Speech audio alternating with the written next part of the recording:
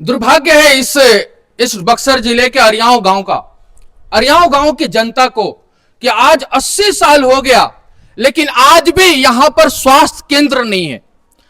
यहां के सांसद, यहां के विधायक, यहां के जनप्रतिनिधि सिर्फ जनता को लूटने के लिए यहां पर प्रतिनिधित्व करते हैं।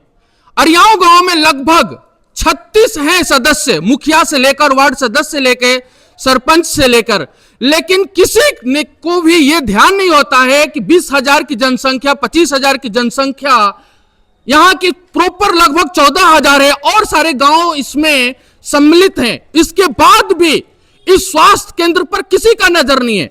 हमने सुना है बचपन में और उसकी जानकारी भी ली कि यहां आजादी के पहले यहां पर जो इस यहां से लगभग 1 किलोमीटर दूर मरही कहा जाता है, जो वर्तमान में अभी पानी टंकी है, वहां पर जो है स्वास्थ्य केंद्र हुआ करता है अंग्रेज के जमाने में। और आज के वर्तमान सांसद और विधायक किस लिए बनते हैं? सिर्फ जनता को लूटने के लिए।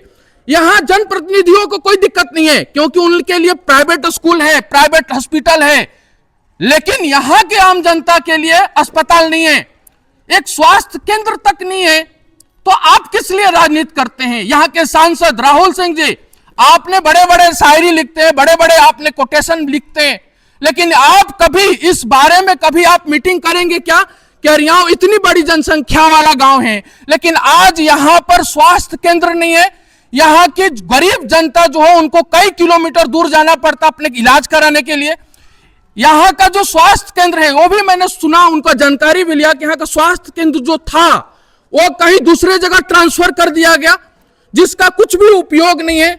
तो आप लोग जो कहते हैं कि हमने स्वास्थ्य, शिक्षा, रोजगार, आप किस पर? आपका सिर्फ वादा है, कागजी वादा है, न कि वर्तमान में। मैं जिस जगह पर मैं खड़े होकर जो बोल रहा हूं, यहां पर एक जमाने में हम जब छोटे थे तो यहां पर स्वास्थ्य केंद्र था, यहां पर डॉक्टर आते थे, कंपाउंडर आते थे यहां पर, लेकिन वर्तमान स्थिति में जीरो है।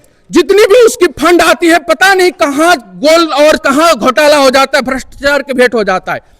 मैं सबसे निवेदन करूंगा जनप्रतिनिधियों से, सांसद से, विधायक से कि आप ये स्वास्थ्य तक आप सुविधा नहीं दे सकते हैं। 80 साल हो गया, ये किसका फेल्यूर है? ये किसका देन है कि आज तक अरियाव गांव में स्वास्थ्य केंद्र नहीं रहा? यहां के जनप्रतिनिधि क्या कर रहे हैं? किस लिए आप नेतृत्व करते हैं? आपको नैतिकता नाम का कोई चीज है कि नहीं? आप लोगों को, आप किस पर आपने राजनीति करते हैं? जब इलेक्शन आता है तो बड़े बड़े पोस्टर छापते हैं कि कर्मठ है, विकासशील है, क्या क्या लिखते हैं पूरे भर के, लेकिन आप बेसिक चीज जो है, बेसिक नीड जो है हर जनता का, हर पब्लिक का, उसको आप ख्याल नहीं रख पाते हैं। अब बताइए कैसे बिहार का विकास होगा? एक गांव का कैसे विकास होगा? हमारे जनप्रतिनिधि महोदय लोग, यहां के सांसद लोग, आप जब इलेक्शन आता है तो हर टाइम आपने जाति वर्गों में बांटकर आपने तो वोट ले लेते हैं, लेकिन ये रियल मुद्दा है स्वास्थ्य के लेकर। लेकिन आज तक यहां स्वास्थ्य केंद्र हुआ करता था, लेकिन वर्तमान परिस्थिति में जीरो है, कुछ नहीं है। आप स्वास्थ्य नहीं दे सकते, बड़े बड़े टैक्स के पैसे क्या करते हैं आप लोग? जनता आपको किस लिए चुन के भेजती है? आपको ऐश मौज करने के लिए क्या? आप स्वास्थ्य नहीं दे सकते, शिक्षा के नाम पे जीरो है, रोजगार के नाम पे जीरो है।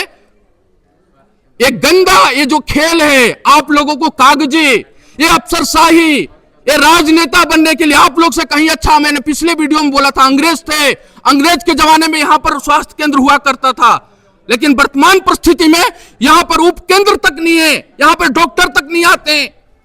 स्वास्थ्य की क्या व्यवस्था है बिहार में आप सब वाकिफ हैं, लेकिन मैं इसलिए, मुझे यहां की राजनीति से कोई मतलब नहीं है मुझे, लेकिन एक नागरिक होने के नाते मैं ये पूछना चाहता हूं, जितने भी जनप्रतिनिधि यहां, जब इलेक्शन आता है तो आप लोग क्या करते हैं भाई?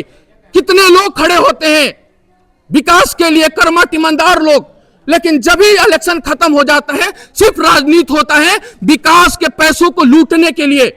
विकास को पैसा कैसे लूटा जाए, किस आधार पर लूटकर अपने आप को धनी बन जाए, अपने आप को गाड़ी और बंगले खड़ा कर दिया जाए। तो मैं यहां पर कुछ लोग हैं पीछे में मेरे खड़े हैं, उनसे मैं पूछूंगा कि आप जो है, आपके समय में आपके समय में भी यहाँ पर स्वास्थ्य केंद्र हुआ करता था, आप उसके कुछ जानकारी दीजिए। मैं विपिन भैया से मैं पूछना चाहता हूँ, क्योंकि ये बहुत ही कर्मठ और पढ़े लिखे इंसान हैं और हर समय समाज के मुद्दों पर बात करते हैं, तो हम इनसे पूछेंगे कि स्वास्थ्य केंद्र का अभी वर्तमान क्या स्टेटस है, क्या ये है जानकारी, थोड़ा सा हमको कम शब्दों में बताइए कि हम जो जनता है वो जान पाए।